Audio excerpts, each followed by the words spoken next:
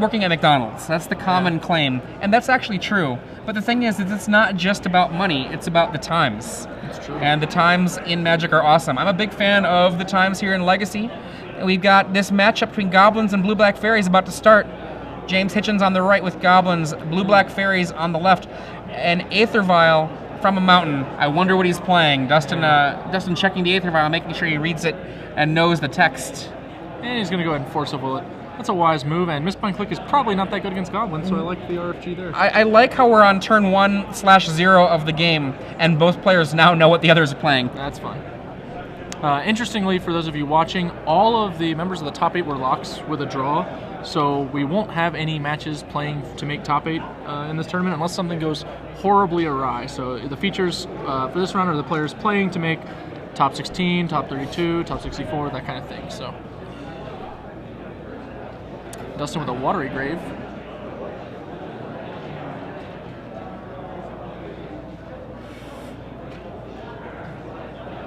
And a Skirk Prospector.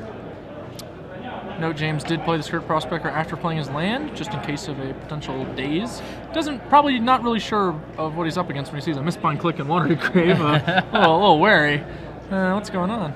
Well, I think archetype-wise he knows, but card content-wise, that's the mystery. Yes, indeed. One of the mysteries he's going to be unhappy to unravel after sideboarding is that Dustin actually came with Engineered Plagues in his sideboard. Oh, that's so mean. Yeah, about that. Prospector strikes first blood, following the Force of Will to drop Dustin to 18.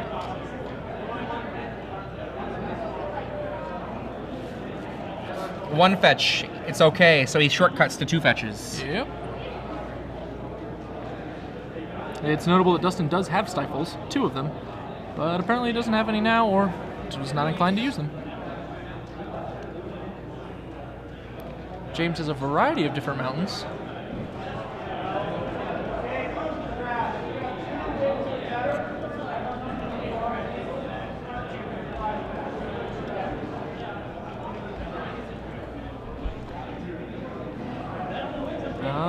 Goblin Warchief post-combat. Okay. It's a little awkward. Perhaps he expected something as a result of the Prospector's attack. Either way, we've got an end-step Spellstar Spray from Dustin. Okay.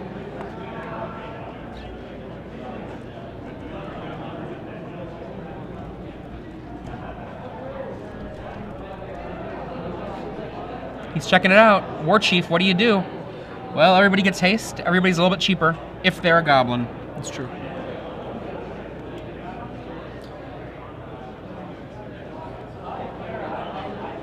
Untap. He's going to go ahead and Vendilion Click during... I think after the draw. Because you can see James is untapped. Oh, you're right. My bad.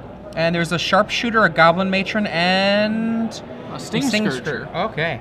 A couple of our bullets there. Yeah. If I were Dustin, I would be very sad right now. I would take the Sharpshooter just because that is a machine gun waiting to kill everything. If he plays Sharpshooter, he will kill everything with the Warchief's haste. Yep. So he has to take the Sharpshooter, but James is just going to play Goblin Matron and search it right back up, almost certainly. Yeah, it'll delay things for a half of a moment. Yep. The Skirk Prospector will mean it comes out, but it'll be the death of the Prospector. We threw the Sharpshooter into the graveyard there. A little. There we go. It's on the bottom still. You can still find it. Yep. I mean, heck, actually, he could even go Matron and then Pile Driver. You know, there's all kinds of stuff he can do here. It looks like that was an upkeep Vendilion Click. Oh, wow. James did just draw another card. War Marshal. That's a fine man. That's a lot of mana with Skirk Prospector. Can he actually just play the Matron, search up the Sharpshooter, and then get it again? I think he could have, but he's not doing that. Yeah, what he could do is spend the 2 mana, get the Matron, and then have a Matron go get the Sharpshooter, and then sacrifice the War Marshal for a red, get another token, sacrifice a token. I mean, actually, he can still do all of this, but he just used that Gem Palm Incinerator, I think, for no useful purpose. Yeah. I think Sharpshooter does definitely seem strictly better. Especially when we have Prospector to protect from days anyway, so... It's possible James is a little unfamiliar with the deck, maybe. He certainly was a little unfamiliar with Vendilion Click, so maybe that displays he's not quite sure about what he should do in that position. I mean, keep in mind he is playing against, an unknown opponent. He's got like, oh, there's some fairies over there, there's some counter spells, I don't know. But one of the things about Legacy is it's incredibly hard to actually know all of the archetypes unless you are a dedicated Legacy player. I mean, how many fairies players were in this room? 1% of the field? Yeah. If. I wouldn't be surprised if Dustin's alone. That's very reasonable. It happens a lot in Legacy. Someone plays something that's like similar, but a different take, and just winds up being pretty unique. For those of you who are just joining us, I'm Adrian Sullivan. I'm joined here by Glenn Jones. We are in Denver, the Mile High City, watching Legacy. This is the final round of Swiss here. Dustin Hoppe trying to make something happen here. Jace, the Mind Sculptor, is going to bounce that War Chief, maybe? Yeah, none of his options appear good. He could bounce the War Chief and hope his opponent doesn't know that it has haste again, or plays it incorrectly. I don't think he has any great options, though. This game feels pretty lost to him. And he lets the the War Marshal die.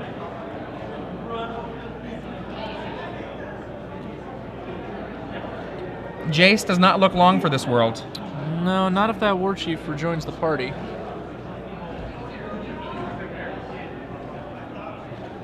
He is rejoining the party.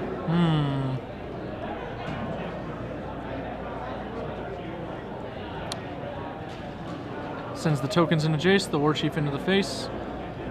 And this board looks startlingly similar to the board before Jace, which is always bad news for whoever's on the other side of that beating.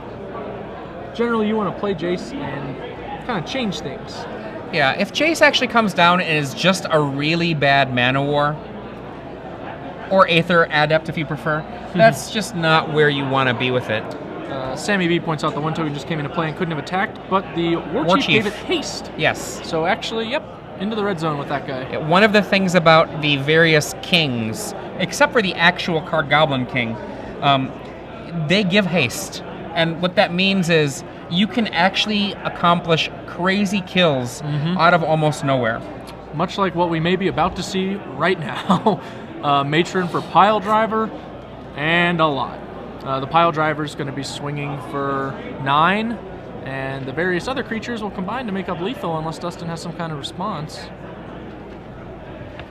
Rar, are you dead? This many. That's 14, looks like.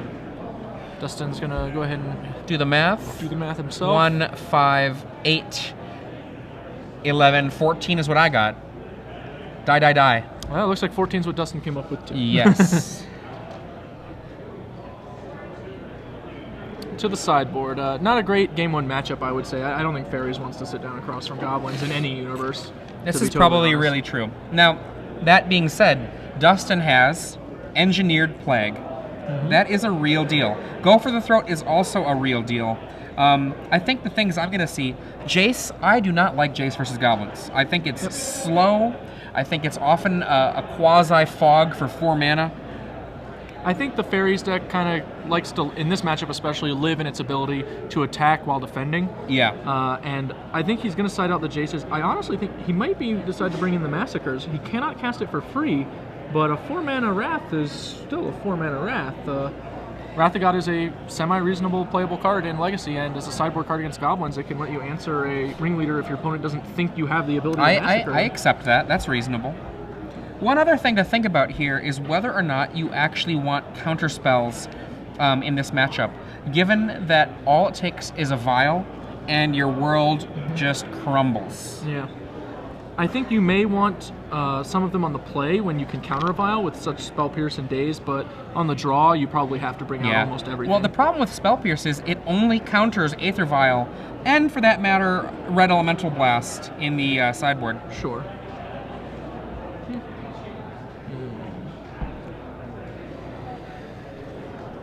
From the Goblins player almost certainly is going to bring in, looks like 4 blasts here. Pyroblast and Elemental Blast. Other than that, I don't think anything else is actually all that valuable. Thorn of Amethyst I mean, it does some stuff, but it's not really for this matchup. You know, Pyrokinesis is not terrible if you're talking about a swarm of fairies, but we'll see. I think that I am not sure I would want to bring in Pyrokinesis, but James kind of seems like the kind of guy who might. You know, he saw these 1 toughness creatures, he saw black, he might be and that's what Pyrokinesis is for. It's for all the 1 toughness things. Yep, exactly. Now, I don't know how often James has played Goblins, but Goblins has not seen a lot of regular play for quite a while. I think the last time we really saw a lot of Goblins in a format was Flash Columbus, which was, what, 2008? Wow. I remember the event. I can't remember the year. Yeah, I just feel like it's one of those things that it exists. I mean, I'll give you one guess. What player would you expect to see playing Goblins in a invitational for Star City Games? An invitation? You know, I know Cedric Phillips was a big Goblins fan. Right. Who else? Jim Davis. Jim Davis, yeah. Right. I think you're going to have some people who are going to be like, Goblins. Yeah. But other than those people, Goblins has really faded from the metagame. And so given that, it's very possible James Hitchens just doesn't have the kind of experience that it takes to recognize, hey, look, this sharpshooter is a huge deal in this moment. Let's just go get it and tear things up. Yep, that's fair. I've also noticed that when Merfolk came back onto the scene as a top-tier strategy, Goblins players started coming out of the woodwork again because they remembered, hey, I remember playing against that deck and beating them up with my little pile drivers and whatever. But actually, I think that matchup has kind of changed a little. I think the Merfolk's in it a lot more than they used to be. I totally agree. The addition of Master of the Pearl Trident gives them a much more efficient Lord than they had before. A second one that's just really good. Dismember wasn't around back in the day, so Goblin Pile Driver really was just, the killer. But now Merfolk players have access to Dismember, and they can just straight up kill that guy. No problem. And the thing also is that I remember, I think Cedric Phillips writing about this, that Pile Driver was a card that he had gone down to like 1 or 2 copies of, because even against Merfolk, you were actually on defense a lot of times against Merfolk. And the Pile Driver, you would think it would be incredible against them, but what you were going to do is you were going to be a control deck. Your job was to go like this. Kill that, kill that, kill that, kill that. Goblins actually is it plays control in a number of matchups, I think. And it has a lot of resource denial elements, so it winds up playing an attrition game sometimes, where you're using ringleaders to reload while stranding their mana with Wastelands and Rishon Imports, and other than that, just trying to trade relatively efficiently while presenting a clock. I mean, one thing that a lot of people don't realize is that Goblins is actually a mid-range aggro deck, and what that means is that it strives to control the table. Like, if you look at how a Goblin deck plays out, it's not usually working with time at all. What it's doing is, like, amassing a large number of things on the table, and it so happens that it's fast enough that it can actually kill you really quickly. But that's not what it's trying. I mean, yes, it wants to kill you, but that's not how it goes about going for its game. It's not like going for short-term win potential. What it's going for is, let's develop things on the table. Let's develop. Yeah. You do get the occasional free win when you just play a turn 1 Lackey or maybe a turn 1 Vial and go to town, but most of the time you're grinding it out, clocking the win in around turn 5, turn 6. Well, I mean, and the thing about it is, even with that free win, the speed of a deck is not related to what kind of deck it is. That's true. The speed of a deck is related to how powerful the deck is.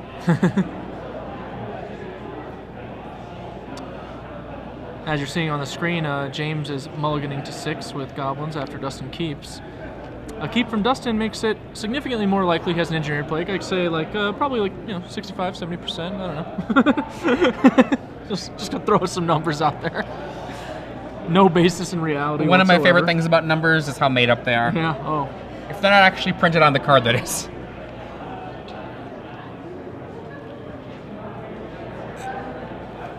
We're fetching for Underground Sea. Do we have a discard spell? It's always a little awkward to go for the dual lands against Goblins when they can set you back, but it looks like he has a couple other lands, and getting Wastelanded when you're on the play is actually not so bad as long as you can play spells after that. Inquisition. Reveals Mountain. Wasteland, indeed. Pile Driver, War Chief, Reb, and I can't Siege tell. Gang Commander. Wow. That's a foil Siege Gang? It's a Siege Gang from the Elves versus Goblins dual deck. And he takes out the War Chief Sure. which I am a big fan of. War Chief is Goblin's deck's version of Priest of Titania. Yeah. Or is it Titiana? I always forget. Titania. Wasteland.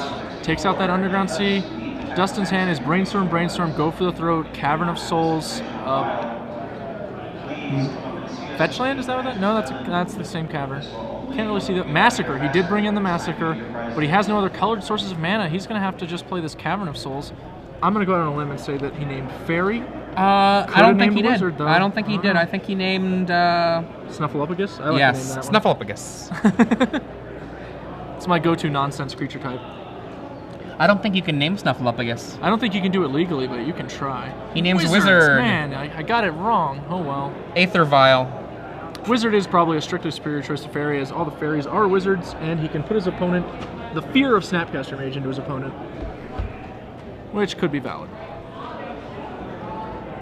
For those wondering, Dustin doesn't actually have any Snapcaster Mages in his deck, but James doesn't know that. Well, the thing about it is, if all of his fairies are also wizards, it actually is a nice little bluff. Just being able to say, I could Snapcaster, I could do it. Force of Will is going to counter Aether Vial, removing one of his redundant Brainstorms. Redundant is a real awkward term to say when discussing a card Brainstorm, huh? It's like redundant Ancestral Recall. Though to be fair, if you have one of those, you might be losing the game. That's true. He got rid of his Spell Snare to do it. I'm sorry, he kept his Spell Snare to do this. The problem is, yeah, that Red Blast is going to counter, and now he's kind of in trouble because that Spell Snare doesn't do anything, but the Brainstorm would have. Yep. I don't think I agree with that. I think I would rather have two Brainstorms than a Brainstorm and a Spell Snare when I know my opponents can resolve the Aether Vial with a Rev. On the left, Dustin Hoppe, playing against James Hitchens, who's just tearing this game up. Wow. Wasteland's going to destroy Cavern of Souls, and Dustin is in the unenviable position of no permanence. If he was playing certain formats, he would no longer be allowed to talk. Oh, now he has Misty Rainforest, finding perhaps a basic land this time? His opponent has already played two Wastelands. At this point, a third one is probably going to knock him out anyway, because future non-basic lands he draws are going to be rough, so yeah, I would search for an Underground Sea. You are greedier than I. I mean, play around everything until everything kills you, and then play around nothing. You know? It's a pretty reasonable motto. I see Brainstorm in hand. What does that do? Pro blue. Mm-hmm. Not pro black. And it has a throat. And the Aether Vial ticks up. So do we think that Dustin should have fetched for Swamp on turn 1? Yes. Or do we think he should have held his fetch and passed without Inquisitioning on turn 1? I want to Inquisition on turn 1 every time. Okay. Swamp. I think I agree with that choice, because it is important to grab the Vial if there is one. Grab the Vial, grab the Lackey. Brainstorm. Storm and Brains. I don't really like that we waited until the end of the turn to do this, to be totally honest, because if our opponent drew a Red Blast, it's pretty reasonable to just Red Blast this desperate grab for lands. And I don't think he even drew any, so it looks like this game's just going to be lights out because... did he get Brainstorm locked? Yeah, I believe that is the case. He can Brainstorm again on the next turn to try and hit the one card down, but then he won't be able to go for the Goblin Pile Driver. He'll just continue falling behind. The Vial's coming online. Oh! He's almost got Threshold. No, he does. Does have Threshold. For those of you who are just joining us, I'm Adrian Sullivan here in the booth with Glenn Jones. Dustin Hoppe on the left with Fairies playing against James Hitchens with Goblins. Now, normally Fairies in Legacy looks more bluish than this, sometimes blue-white, almost approaching kind of like a Stoneblade style. But this is actually kind of classic Fairies, black-blue. Yep. Bitter Blossom, all that stuff. Dustin may be catching a little bit of a break as James has drawn a couple of lands. Granted, some of those were pretty good. Right. The Wastelands in particular. But he appears slightly flooded, considering he has a Vial on the field and lacks any real aggression. And Dustin draws. Let's do a main phase Brainstorm here, Dustin, if you've got it. And now that we're in, now we're just going to wait. Yeah, and this was a main phase for sure. 4. Look at this. I think we're going to see... Oh, goodness gracious. A Wasteland from James Hitchens. Again, Dustin Hoppe can't talk. No permanence. That's the rule. but no other play from James. That means he has no, no ringleader here. He's just trying to build up to that Siege King commander. I think he's not. He didn't play the ring. This is a little bold. Discard. Oh, he did find that third wasteland. I still like searching for the underground sea. And in for one again. I'm a little confused. Here we go. What's confess. this going to be? Okay. Kiki Jiki. Woo woo. Let's make it in for 6. Star City Games Premium. Join today. We haven't yet made a Goblin Pile Driver token, where that's, about 1,037 on our list of tokens. You should get on that. If you would like to have Star City Games make a Goblin Pile Driver token, make sure to message Glenn Jones. His private email address is... You know what I actually would like? And we're probably not making this anytime soon, but some sort of... like the tokens Eric Clark makes, like a laminate that you can use a dry erase marker to create your own token on, which would be quite cool.